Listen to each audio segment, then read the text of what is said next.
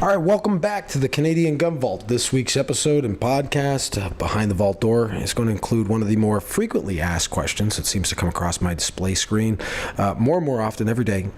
What should I buy for my first gun? I'm seeing it all the time, and I don't mind answering it. I love when people send in questions on the Instagram page, the YouTube channel, certainly at the Canadian Gun Vault Inc. at gmail.com. I get asked this question a lot, and the truth is that there's no fixed answer.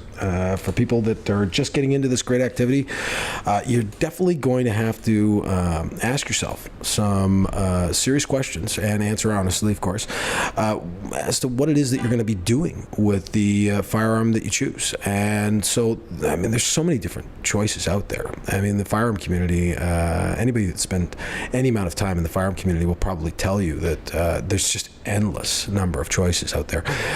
Certainly, if you're a brand new shooter, brand new to the activity, and you really don't have a great deal of exposure to firearms, and or if, perhaps you're a little more recoil shy than, some others, you definitely want to start with something smaller. Don't run out and get yourself a 460 because you heard it's the most powerful handgun in the world, or a 500. I wouldn't recommend that. That'd be my first best advice to you. Secondly, definitely get your RPAL. When we talk about first gun, we're talking about rifles and handguns. I would strongly recommend that everybody out there getting their license just take that one small step further and get their restricted license as well. And definitely allow yourself the flexibility to own a broader range of firearms. The idea that you would limit yourself to just long guns is kind of ridiculous. Why limit yourself in that way? And in that fashion, I would suggest that people get out there and get into the gun stores, try a couple on. It's no different than perhaps going into your favorite clothing store and putting on a pair of pants. I mean, some things just don't fit. If you want to own a certain particular kind of firearm, it's best to know in advance whether or not it's too big for you. Fit is important, and certainly in the firearms industry, with the number of choices that are available to people, the opportunity to hold firearms in your hand and or to place it against your shoulder to determine whether or not any specific gun might be right for you is a great place to start. If it doesn't feel good in your hand, chances are you're not going to want to shoot it, and you're not going to want to enjoy it, or you won't enjoy it the same way you might something that perhaps fits you better.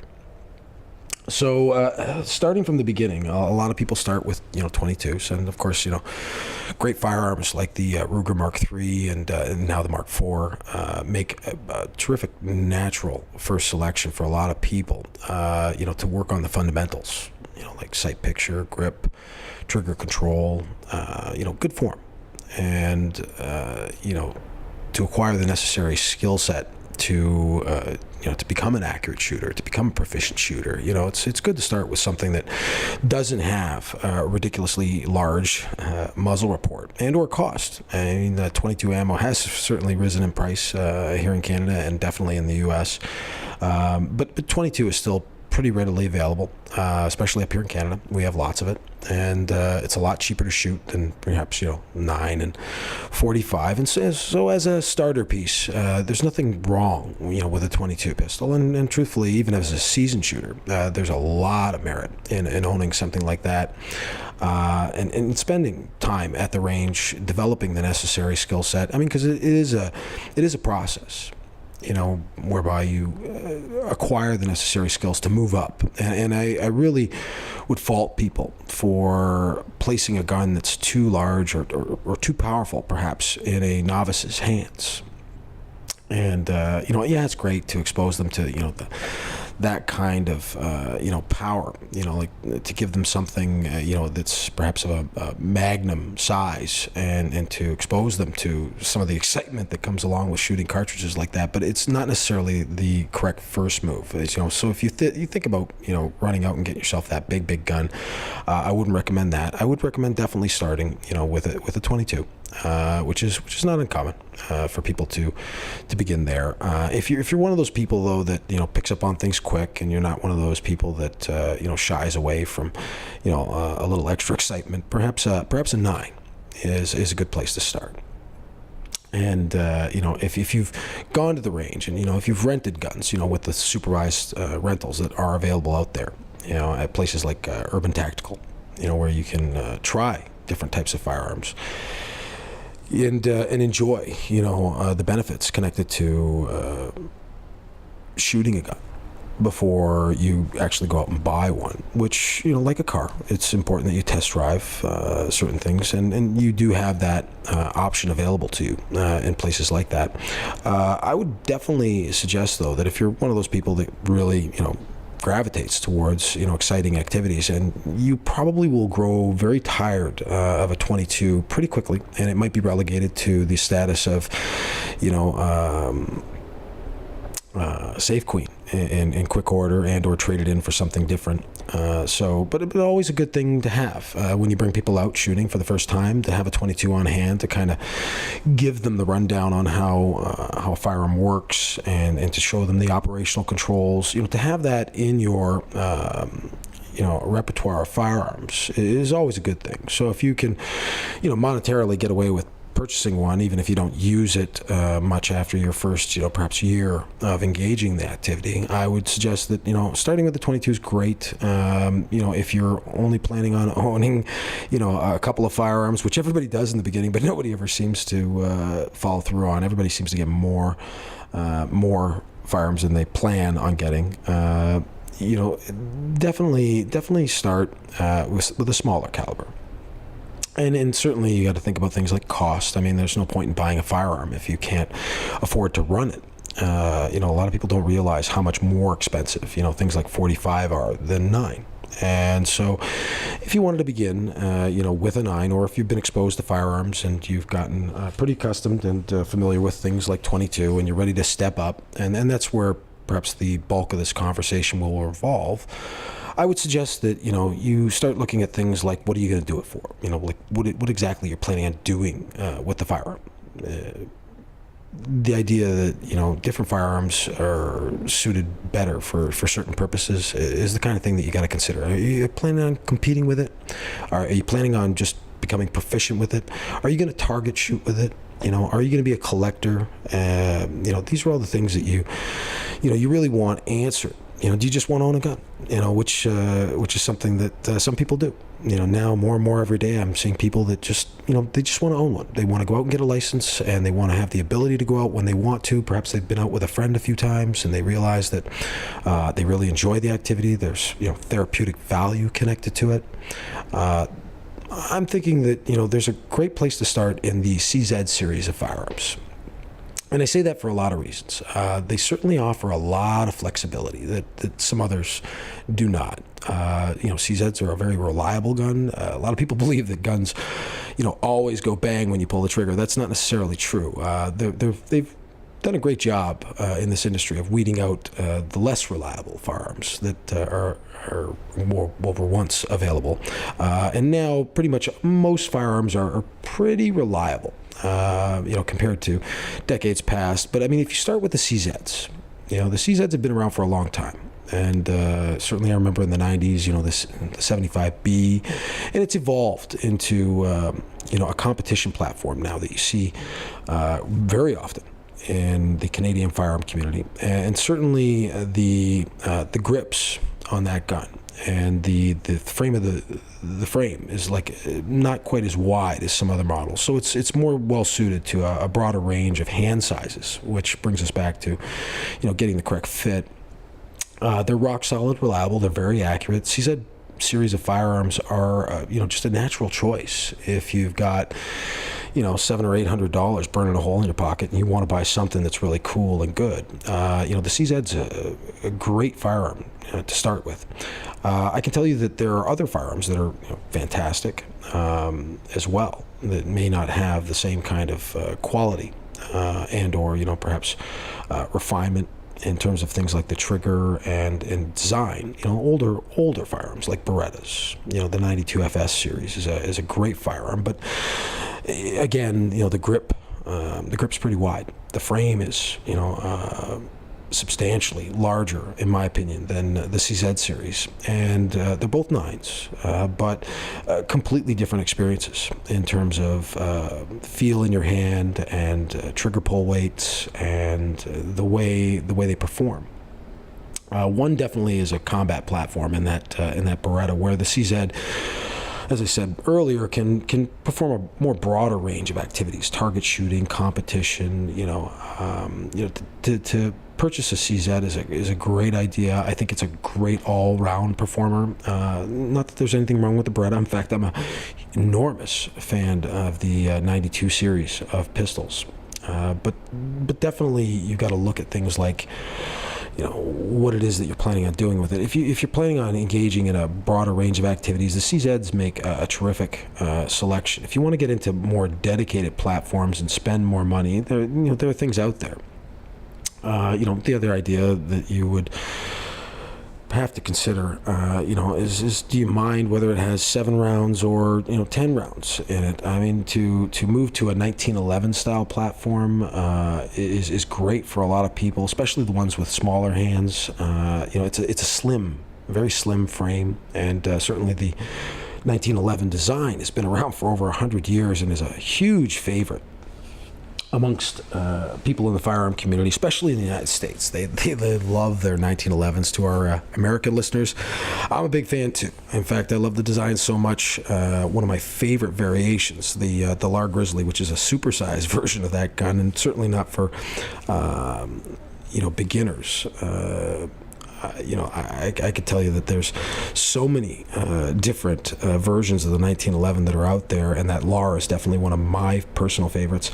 But when you look at guns like, the SIGs that are out there, the Smith & Wessons that are out there, I mean, there's a lot of different versions of that 1911 platform, if that's to your liking, because aesthetically it's a very pleasing pistol to look at. And on that note, I would start to talk about the polymer pistols, which a lot of people don't care for in terms of their aesthetic. But in terms of sheer ruggedness, corrosion resistance, durability, it's pretty tough to beat the polymer series of pistols. And I mean, we wouldn't be right if we didn't speak about the right out of the gate, the Glock. I mean, I carried a Glock certainly for many years as a police officer. I get asked a lot of questions about the Glock. The Glock is one of those guns that, a lot of people either love it or you hate it for its looks, for its trigger feel. It has that single action, double action, Glock trigger that some people just really take to right away. And if you don't know anything else, actually, you get used to it pretty quick. But the Glocks, I get that question quite a bit. What do you think about Glocks? And my response always is I was forced to carry one for years. Do they work? Absolutely. Do they go bang every time you pull the trigger? I have yet to see a Glock fail outside of policing. And when I say that, I'm talking about a unit that was subject to 100,000 rounds plus finally failed. And to have a gun that is capable of achieving those kinds of round counts without any kind of failure is phenomenal, or cleaning for that matter. I know that a lot of police services insist on their firearms being cleaned at least once a year.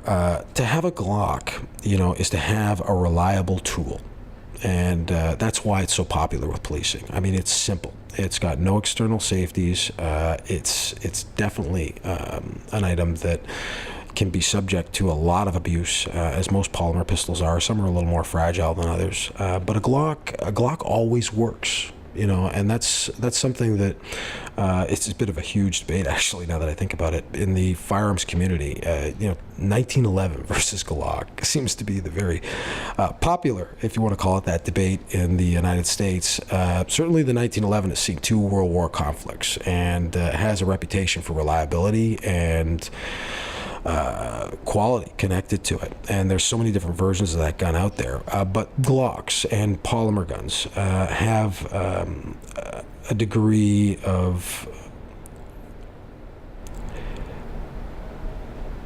enjoyability.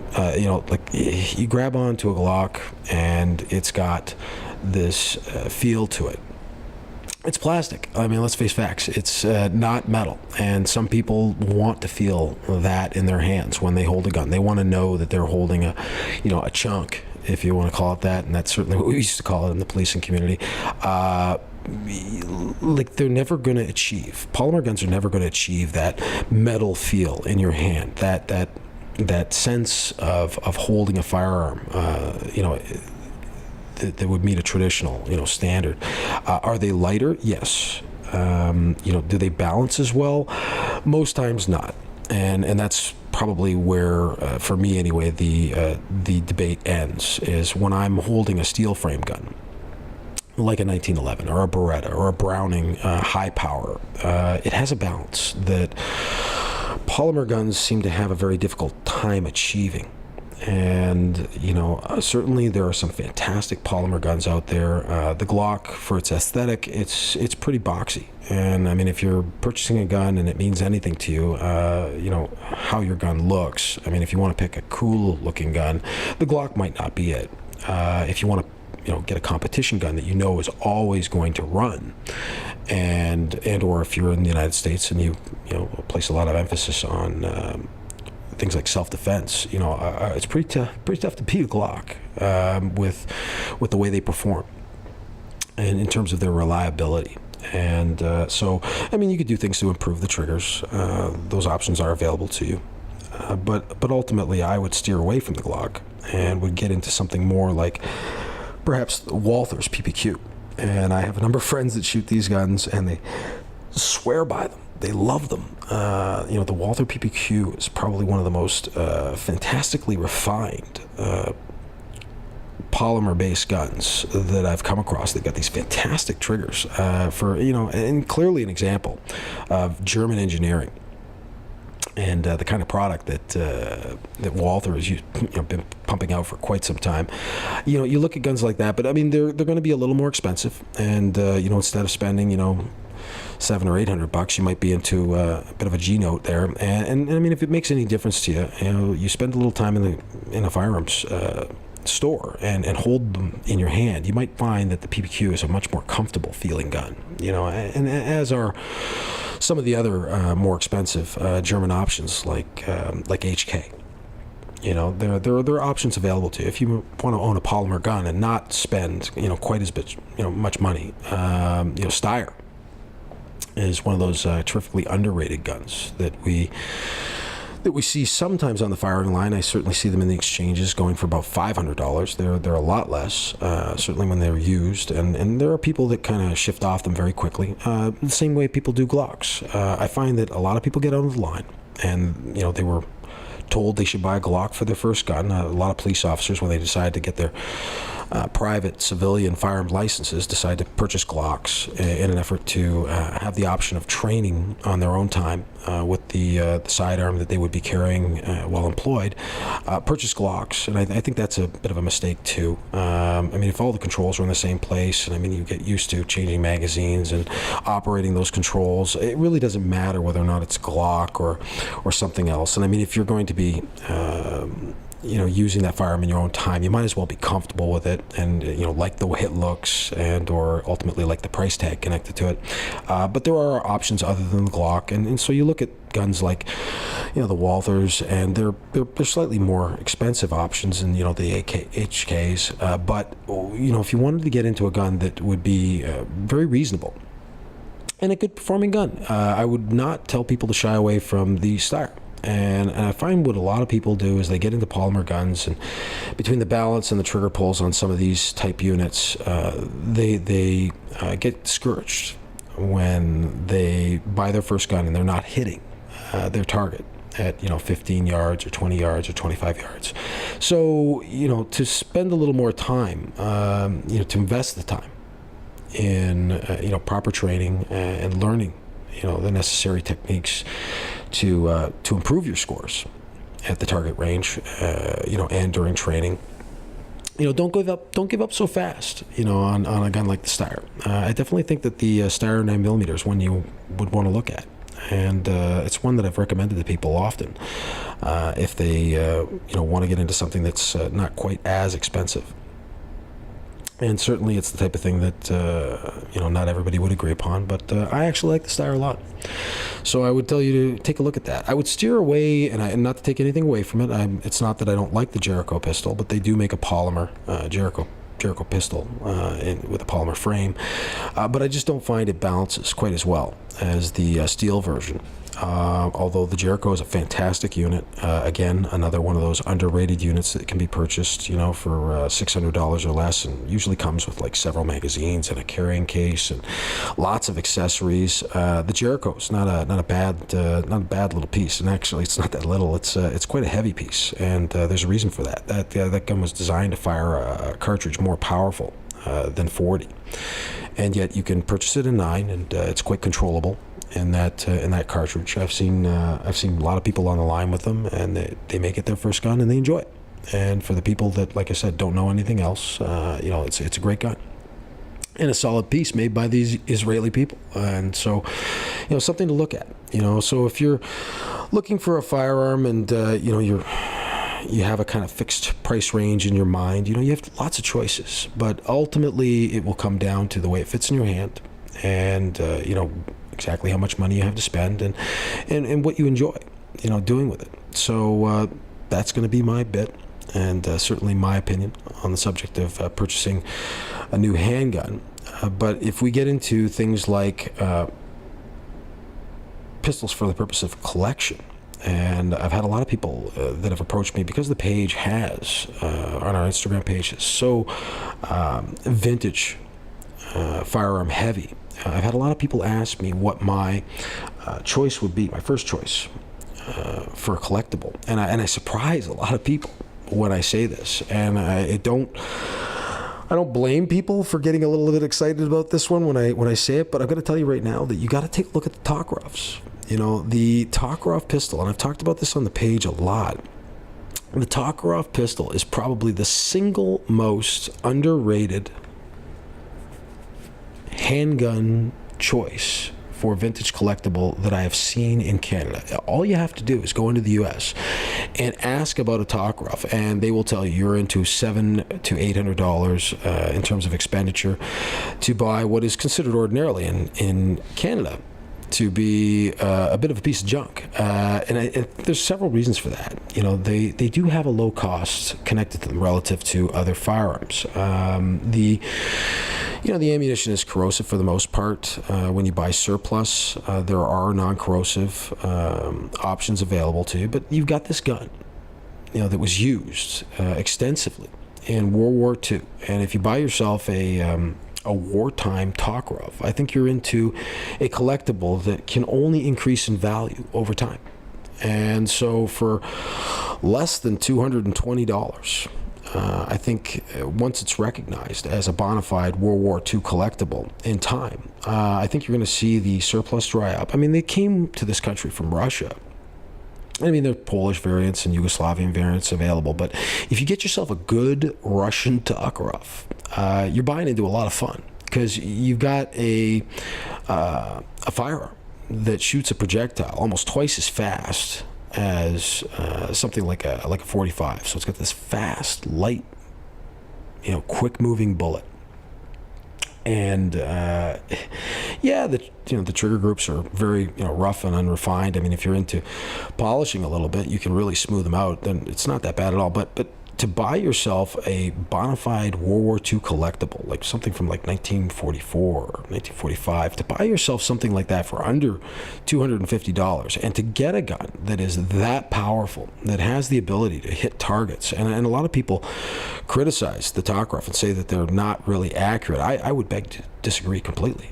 I've been known to hit quite easily at 200 yards with Tokarovs because the bullet is so flat shooting. I mean, it's like a rifle bullet in a handgun. It's really a bit of a fire-breathing monster in some respects compared to other handguns. But so you've got this collectible for under $250 that shoots this really fast-moving, inexpensive to purchase ammunition type firearm.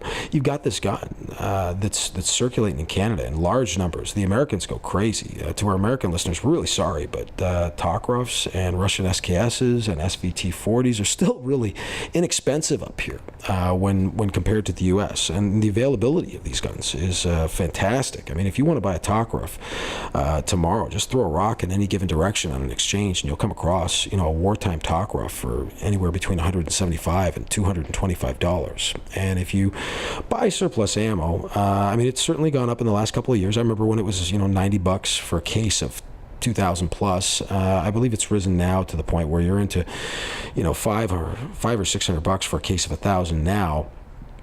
But it's still relatively inexpensive when compared to modern production ammunition. But you've got this option to buy, this fantastic piece of World War II history for, a reasonable price, and to run it for a reasonable price. And if you spend any amount of time with it and grow accustomed to the stiff trigger, and the snappy recoil, it can be quite an accurate pistol. And I'm really looking forward to actually doing a video on our YouTube channel sometime shortly to demonstrate the accuracy potential of a firearm like that. It's one of those things that people have kind of balked at when I've told them, hey, Tokrovs, you might be surprised. Spend a little bit of time with one, it might grow on you. Anyway, that's about all the time we have for this week's podcast of the Canadian Gun Vault, Behind the Vault Door. We hope you've enjoyed it. Don't forget to contact us at the Canadian Gun Vault Inc. at gmail.com if you have any questions. And to everyone out there in the firearm community and those that are hoping to join it, you have yourself a great night.